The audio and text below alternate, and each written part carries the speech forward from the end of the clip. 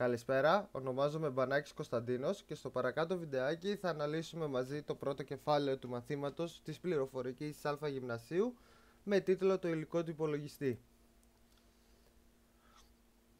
Ο υπολογιστής αποτελείται από το υλικό hardware, δηλαδή τα φυσικά μέρη του που συνεργάζονται για την επεξεργασία, αποθήκευση και μετάδοση δεδομένων.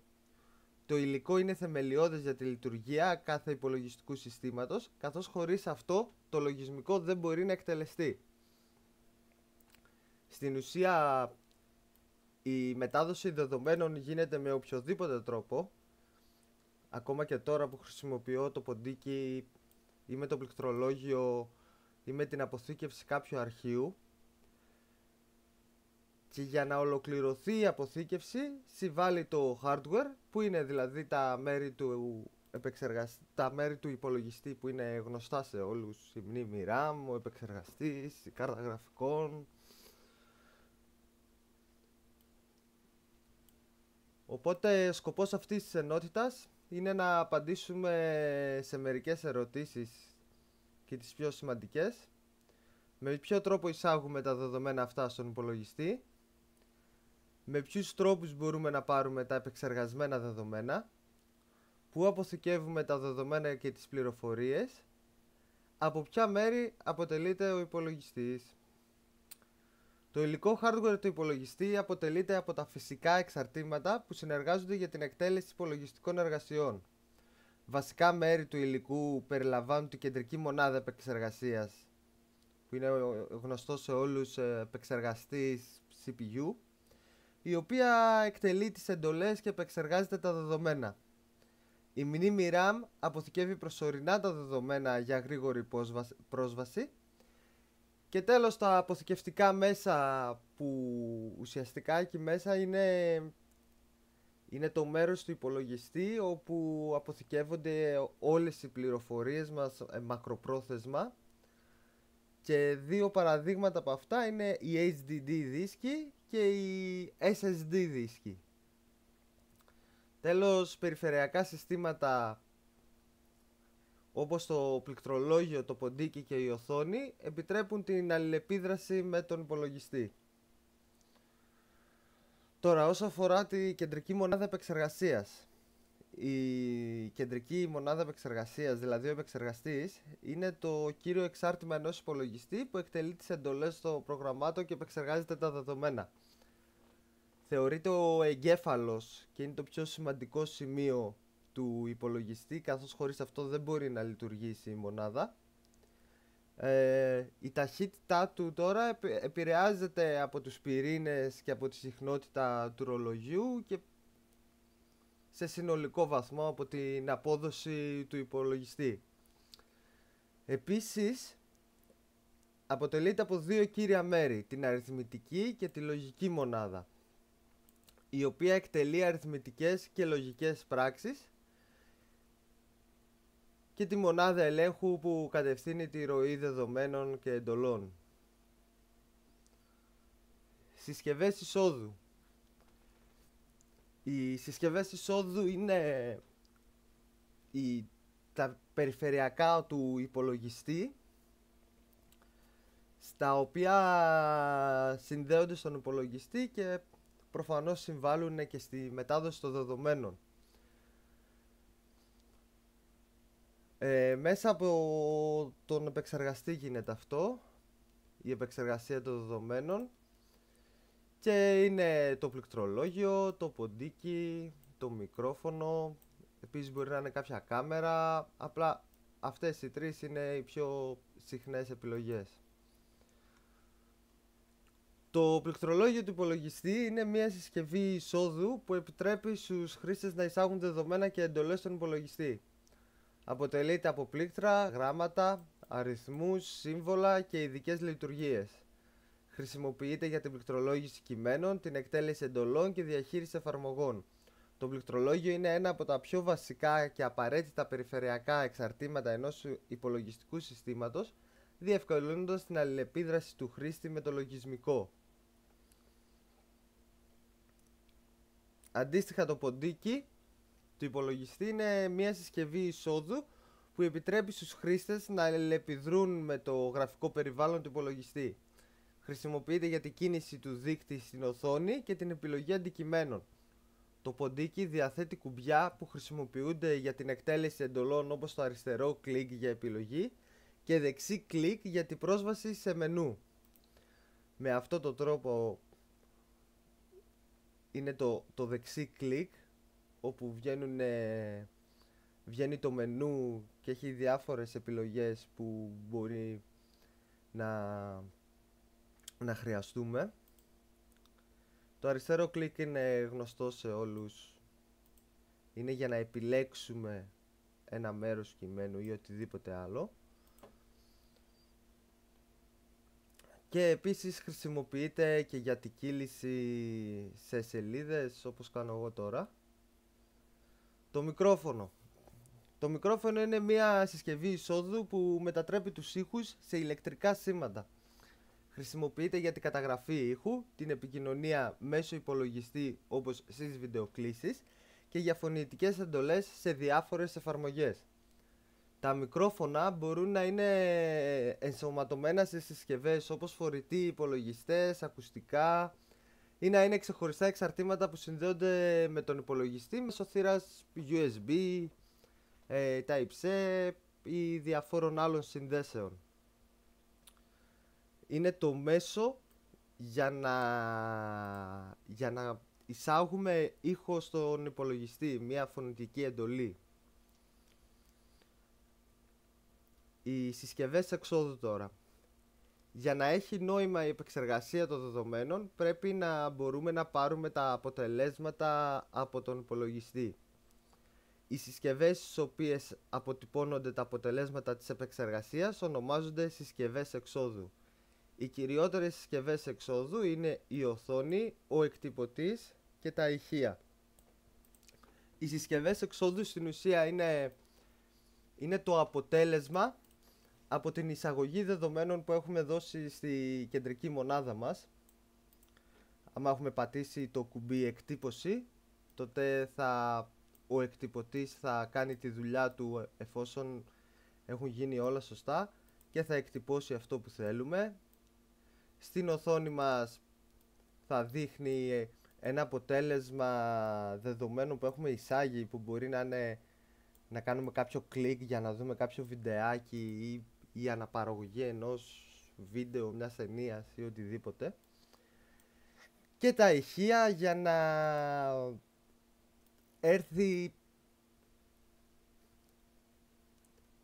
να έρθει ο ήχος στα αυτιά μας εφόσον έχουμε δώσει την πιο συγκεκριμένη εντολή. Π.χ. με την αναπαραγωγή μιας μουσικής, για να έχει αποτέλεσμα αυτά τα δεδομένα που δώσαμε, για να μπορούμε να πάρουμε κάποιο αποτέλεσμα, υπεύθυνα είναι τα ηχεία όσο αφορά τον ήχο. Στην οθόνη τώρα. Η οθόνη του υπολογιστή είναι μια συσκευή εξόδου που εμφανίζει πληροφορίες οπτικά, επιτρέποντας τον χρήστη να βλέπει τα δεδομένα και τα αποτελέσματα της επεξεργασίας του υπολογιστή. Οι οθόνες μπορεί να είναι υγρών κρυστάλλων LSD, οργανικών διόδων εκπομπής φωτός OLED ή άλλων τεχνολογιών. Χρησιμοποιούνται για την προβολή κειμένου, εικόνων, βίντεο και γραφικών διεπαφών. Είναι βασικό εξάρτημα για την αλληλεπίδραση του χρήστη με το λογισμικό και τα περιφερειακά συστήματα του υπολογιστή.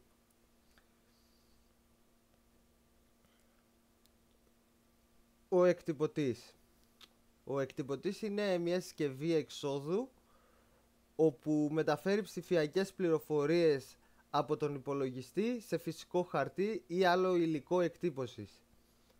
Δηλαδή σε οποιαδήποτε εντολή δώσουμε στον εκτυπωτή για να το πάρουμε σε χαρτί, το αποτέλεσμα θα βγει σε φυσική μορφή, όχι σε κάποια ψηφιακή όπως είναι τα αρχεία ή οι εικόνες μέσα στον υπολογιστή, αλλά θα βγει κανονικά σε χαρτί, ακριβώς οι πληροφορίες που του έχουμε δώσει.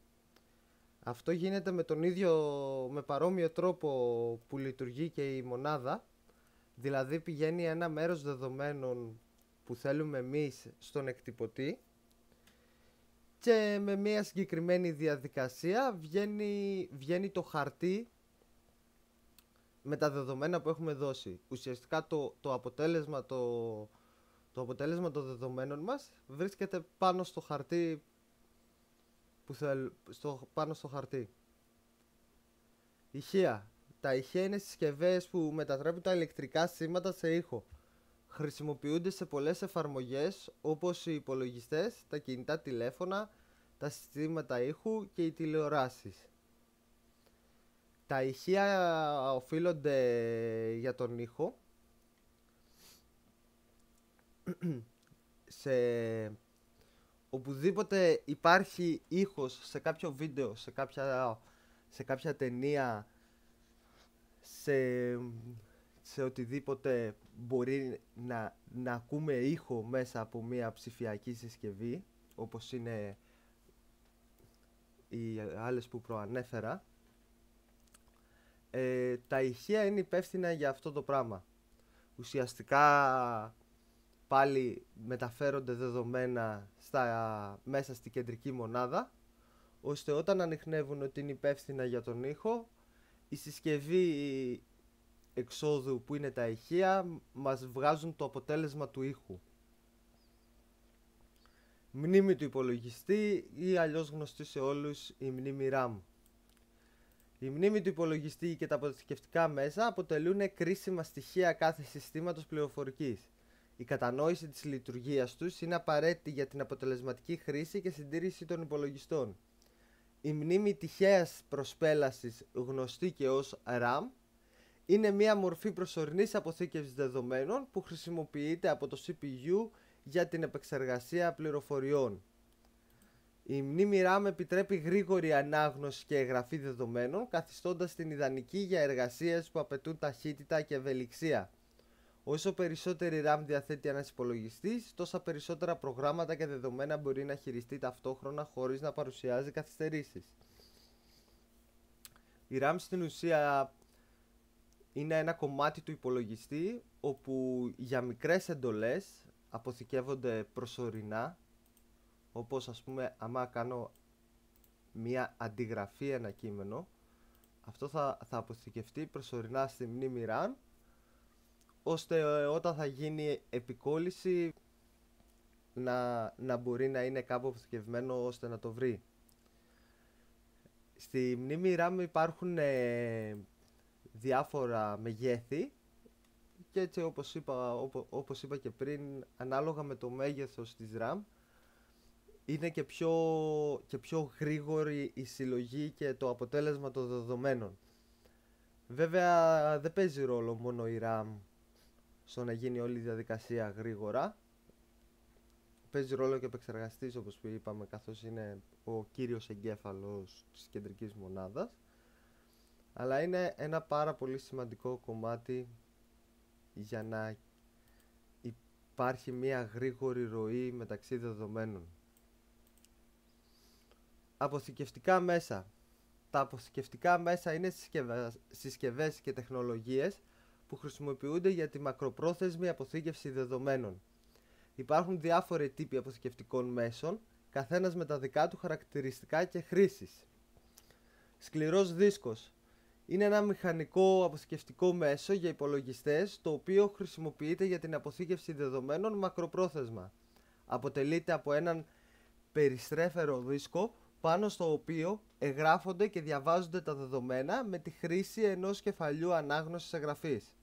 Ο σκληρός δίσκος είναι ένα από τα βασικά αποθηκευτικά μέσα στους υπολογιστές και χρησιμοποιείται για την αποθήκευση λειτουργικού συστήματος, προγραμμάτων και αρχείων χρήστη.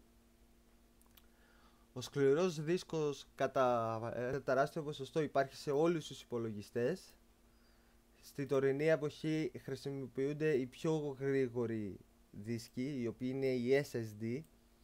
Οι HDD σε σχέση με τους SSD είναι πιο αργοί και είναι ένα μέσο για να αποθηκεύουμε οτιδήποτε χρειαστούμε που δεν θέλουμε να το χάσουμε. Είτε αυτό είναι αρχεία, φωτογραφίες, βίντεο.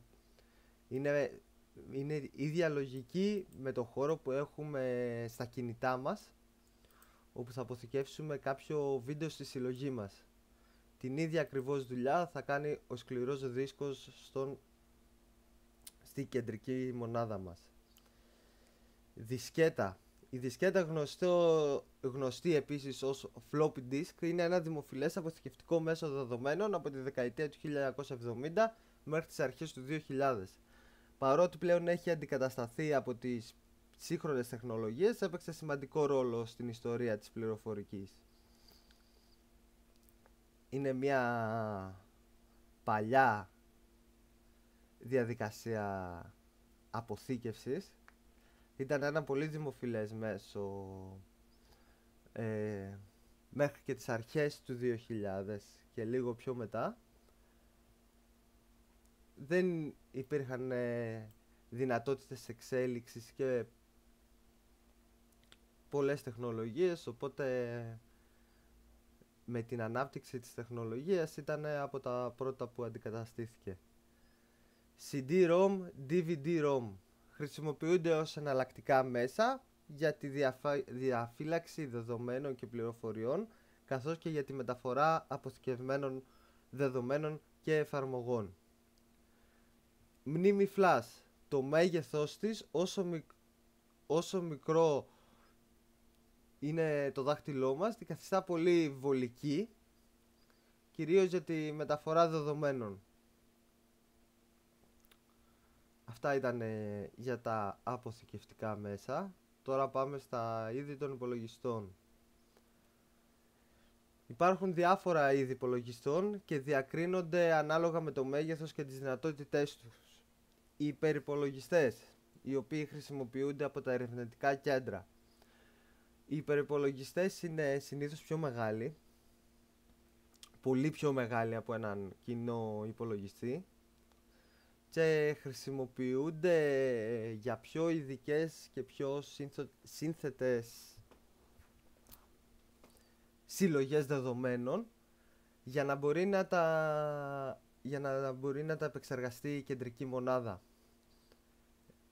Λόγω μεγάλου όγκου και πολυπλοκότητας χρησιμοποιείται ένας υπερυπολογιστής, καθώς υπάρχουν πολύ μεγαλύτερες δυνατότητες, πιο εξελιγμένες μορφές τεχνολογίας, οπότε και πιο γρήγορα αποτελέσματα. Υπολογιστές επί τραπέζι, desktop computers, το αγγλικό ακρονίμιο. Οι κλασικοί υπολογιστές που τοποθετούνται σε γραφείο και αποτελούνται από κεντρική μονάδα, οθόνη, πληκτρολόγιο και ποντίκι. Είναι οι κλασικοί υπολογιστές που έχουμε, οι κλασικοί σταθεροί υπολογιστές που έχουμε όλοι στα σπίτια μας, όπου αποτελούνται από τα γνωστά περιφερειακά σε όλους: οθόνη, πληκτρολόγιο, ποντίκι, την κεντρική μονάδα. Η κεντρική μονάδα στην ουσία είναι ο πύργος του υπολογιστή. Είναι δηλαδή υπολογιστές που χρησιμοποιούνται για καθημερινή χρήση σε σχέση με τους υπερυπολογιστές. Οι υπερυπολογιστές, όπως είπα και πριν, χρησιμοποιούνται από ερευνητικά κέντρα και από εταιρείες για πολύ σύνθετες διαδικασίες. Ένας απλός υπολογιστής δεν μπορεί να κάνει αυτές τις διαδικασίες που μπορεί να κάνει ένας υπερυπολογιστής. Στη συνέχεια έχουμε και τους φορητούς υπολογιστές, που είναι τα laptop, που υπάρχει ενσωματωμένη προφανώς οθόνη, πληκτρολόγιο και όλα τα απαραίτητα που χρειάζεται. Η ευκολία στα laptop είναι ότι είναι φορητά, οπότε κάποιος ο οποίος θα θέλει να κουβαλάει για διάφορους λόγους τον υπολογιστή μαζί του, τότε οι φορητοί υπολογιστές, τα laptop, είναι η πιο εύκολη λύση για αυτόν. Τα κινητά τηλέφωνα είναι συσκευές που προσφέρουν λειτουργικότητα στον υπολογιστή, μαζί με δυνατότητες τηλεφώνου και πρόσβαση στο διαδίκτυο με αισίες στην οθόνη αφής. Τα smartphones είναι σε όλους γνωστά. Πλέον χρησιμοποιούνται για διάφορους λόγους. Πιο παλιά υπήρχαν μόνο οι δυνατότητες του τηλεφώνου, στα οποία απλά ήταν το μέσο για να μπορείς να επικοινωνήσεις τον άλλον φωνητικά με μία κλίση. Τώρα στις ζωές μας που έχει μπει και το διαδίκτυο υπάρχουν και αυτές οι επιλογές στα smartphones. Υπάρχει πρόσβαση στο διαδίκτυο και πλησιάζουν τη λειτουργικότητα ενός υπολογιστή.